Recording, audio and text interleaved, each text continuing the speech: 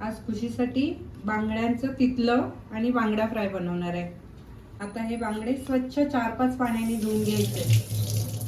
आता आपण बांगड्याचं तितलं करणार आहे। त्याच्यासाठी मी बाजारातून बांगडे आणून स्वच्छ धुवून त्याला हळद आणि मीठ लावून ठेवलंय अर्धा तास।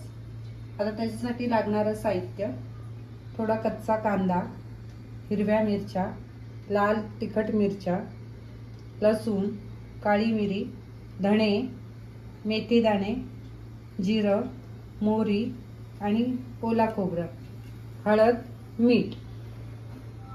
आता आपण त्याच्यात सगळं हे वाटायला घ्यायचं आणि गुळगुळीत छान बारीक वाटायचं।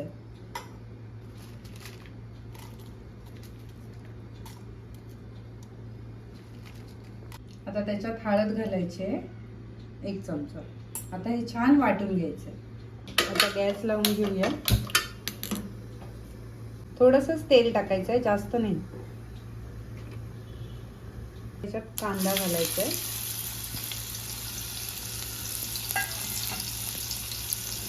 आता त्याच्यात कढीपत्ता, जे वाटण आपण सगळं मिक्सर मधून बारीक वाटून घेतलंय ते वाटण टाकायचं।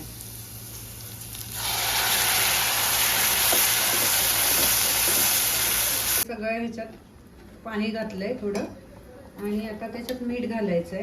थोडंसंच घालायचं, आपण बांगड्यांना लावलंय ना। आणि हा चिंचेचा कोळ घालते।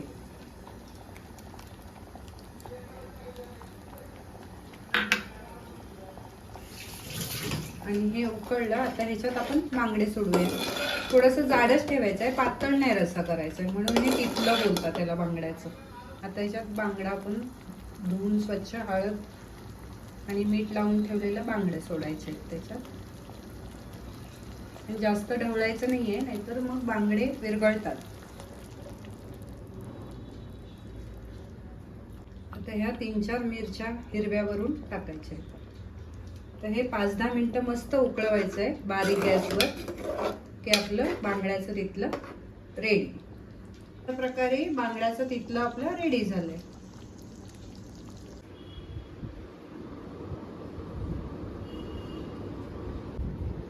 हे घे खुशी, बांगड्याचं तितलं आणि उकडा भात।